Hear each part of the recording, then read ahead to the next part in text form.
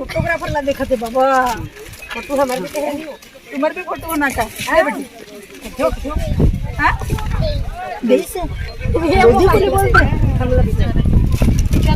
तुमला दिस कर बेटा बाय बाय कर बेटा बाय बाय हाथ मिला उनके साथ खाना खाना खा लिया हो ना हाथ मिलाना पड़ता है और ऐसे थैंक यू बोलना पड़ता है मैंने देवा देख करके डर गया मुझे तो हाँ हाँ अरे इसको दे दो जी तेरे को भी होना के बेटे नहीं होना लोधी आते का लोधी चाहे लोधी बोलो आते का पर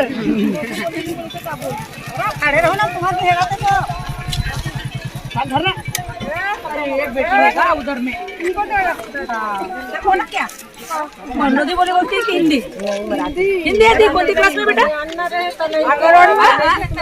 कौन सी क्लास में आंगनवाड़ी में कौन सी मैडम पढ़ाते हैं पढ़ाते अच्छी है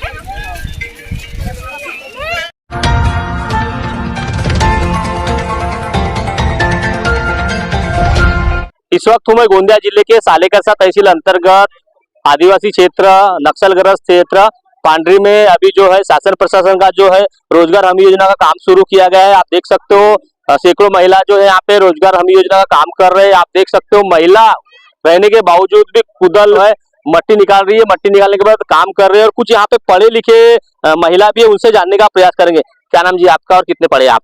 चंद्रकांति घनश्याम मोहारे, गांव है पांडरी और फाइनल ग्रेजुएशन है। फाइनल ग्रेजुएशन होने के बावजूद भी आप जो है शासन प्रशासन ने जो काम निकाला है मट्टी फेंक रहे हो, शासन प्रशासन को क्या गुहार लगाएंगे आप? अब हम तो पढ़ने लिखने के बाद में भी रोजगार का काम कर रहे हैं, तो कुछ हमारे लिए शिक्षा के हिसाब से हमारे लिए कुछ काम मिलना चाहिए। आपका क्या नाम जी और कितने पढ़े हो आप और कौन से गाँव रहते हैं? अनीता अमित लिल्हारे, पांडरी रहती हूँ। ग्रेजुएशन कंप्लीट है। ग्रेजुएशन होने के बावजूद भी आप मट्टी फेंक रहे हो, शासन प्रशासन को क्या गुहार लगाएंगे आपके काम के हिसाब से? पढ़ाई करने के बाद भी मतलब मट्टी फेंकना पड़ रहा है शासन प्रशासन से। बोल नहीं पाते कि बातें। कुछ महिला वर्ग है जो छोटे छोटे बच्चे को लेकर भी आए। क्या नाम आपका और छोटे बच्चे लेकर आप काम पे आए, क्या बोलेंगे? क्या बोलूं मैं? मेरे नाम सोनी नवलदास मच्छर के है। मैं 12वीं पास हूँ, 12वीं कंप्लीट है मेरा। छोटे बच्चे को लेकर आप लोग काम पर आए, क्या बताएंगे? मजबूरी हमारी, हम कमाएंगे तभी तो खाएंगे ना। क्या नाम जी आपका? प्रेमवती उमेश लिल्हारे, गाँव है पांडरी, 12वीं पास हूँ। छोटी गुड़िया लेके काम पर आए, आप क्या बोलेंगे? कुछ मजबूरी है, काम नहीं करेंगे तो क्या खाएंगे और बच्चे को घर पे किसके भरोसे छोड़ेंगे, इसलिए साथ में लेके आए। आपका क्या नाम है? उषा रामकृष्ण लहारे। कितने पढ़े हो आप? 12वीं पास हूँ। 12वीं पास रहने के बावजूद भी मट्टी फेंकने का काम कर रहे, शासन प्रशासन को क्या गुहार लगाएंगे रोजगार के लिए? कुछ काम देना चाहिए। आपका क्या नाम है जी? खेलन टिकन माहौले पांडरी। कौन सा पढ़े लिखे हो आप? 12वीं। काम मिला आप लोग को तो अच्छा हुआ कि शासन प्रशासन की योजना जो है महिलाओं को अभी रोजगार नहीं मिलता था? रोजगार गारंटी में आए हैं। काम कुछ भी पढ़ने के बाद भी रोजगार गारंटी में आए हैं, इसके बावजूद भी कुछ काम नहीं मिला। शासन प्रशासन की योजना काफी अच्छी आती है, पर जो पढ़े लिखे जो महिला है उनके लिए जिस हिसाब से काम आना चाहिए उस हिसाब से शासन प्रशासन ने काम लाना चाहिए। इन्होंने मांग की है।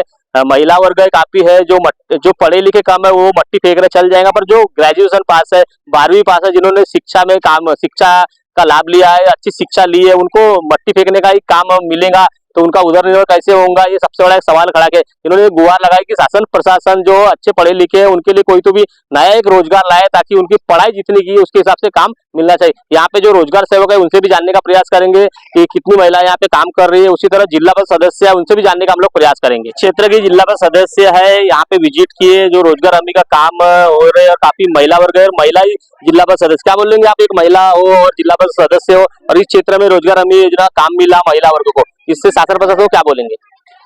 रोजगार हमी योजना के अंतर्गत हमारी महिलाओं को काम मिलना ये बहुत अच्छी बात है कि उनके हाथ को रोजी मिल रही है।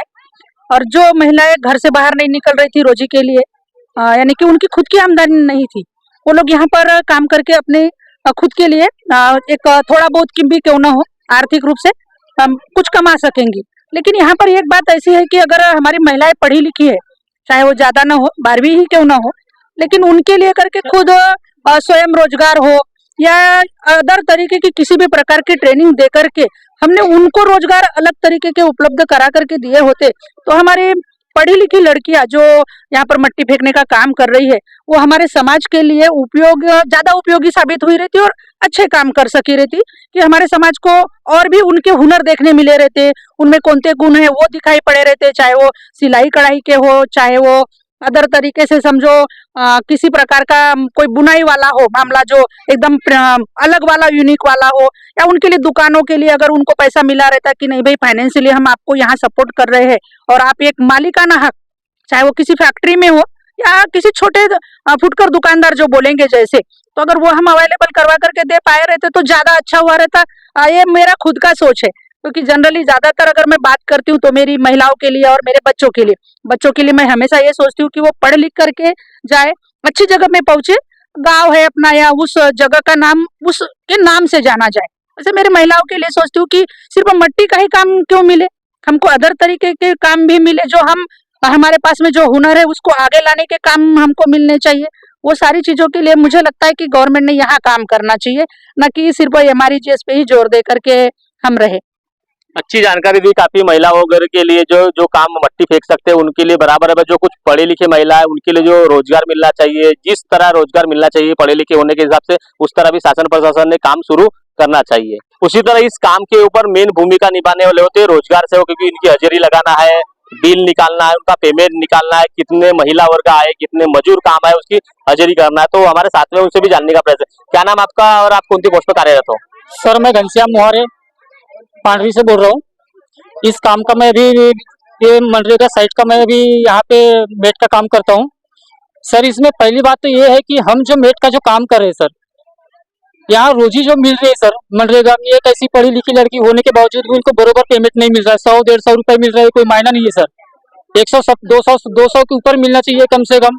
और कैसा इन्होंने जब इतने मेहनत करने के बावजूद भी रोजी क्यों कम? दूसरी बात ये है कि सर ये हार्ड मिट्टी है और लेडीज लोग खोदते हैं, तो इनके लिए कुछ ना कुछ शासन ने कुछ करना चाहिए।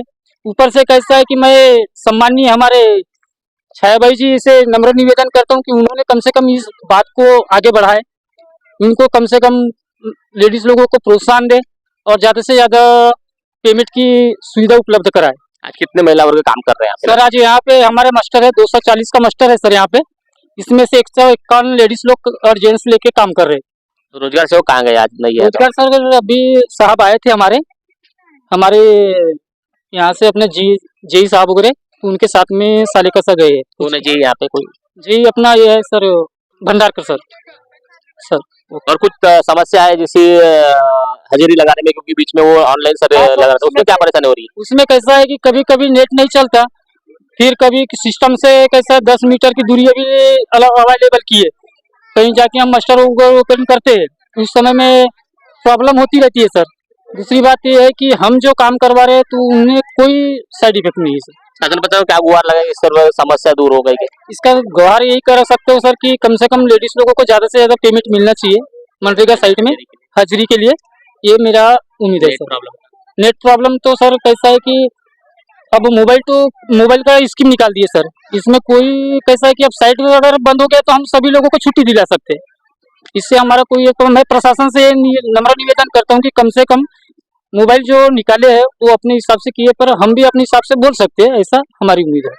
अच्छी जानकारी दी है शासन प्रशासन को। इन्होंने कहा है कि जिस तरह जो नेट का प्रॉब्लम आता है, नेट की समस्या आती है, उस वजह से जो हाजिरी लगती है तो काफी जो महिला वर्ग है मजदूर वर्ग है आते हैं पर वापस जाना पड़ता है, क्योंकि हाजिरी अगर अपलोड नहीं होगी ऐप के द्वारा जो हाजिरी हो रही है अभी, तो हाजिरी अगर नहीं जाएंगी तो उनका एब्सेंटी लगती, इसीलिए जो काफी जो महिला है वापस जाती है, क्योंकि नेट की जो समस्या आती है। इन्होंने शासन प्रशासन से गुहार लगाई कि जो पढ़ने वाले महिलाएं, पढ़ी लिखी महिलाएं, उनके लिए शासन प्रशासन कोई तो भी रोजगार लाना चाहिए, पर जिस तरह उनका मुबादला मिलना चाहिए, लगभग रोजी मिलना चाहिए, उतनी रोजी मिल नहीं रही। तो शासन प्रशासन से गुहार लगाई कि जितनी रोजी अभी मिल रही है उससे मतलब ज्यादा से ज्यादा जितना रोजी बनता है उतना रोजी मिलना चाहिए। अब शासन प्रशासन क्या है, कम रोजी देती है, जैसे कोई काम पे जाता तो 200-300 रुपए रोजी मिलती है, पर वो 200-300 रुपए रोजी उधर मिलती है और यहाँ पे रोजी कम मिलती है। पर शासन प्रशासन ने जो इन महिलाओं के लिए सोचना चाहिए कि अभी जो महंगाई बढ़ी है, महंगाई बढ़ने के बाद में जो रोजी अगर कम मिलेगी तो उनके परिवार का उधर निर्वाह किस तरह होगा, ये सबसे बड़ा मुख्य सवाल खड़ा हो रहा है। तो उन्होंने शासन प्रशासन को गुहार लगाई कि रोजी में भी बढ़ोतरी होना चाहिए। दर्शकों बने रहे इस तरह खबर देखने के लिए। मैं लिल्लारे,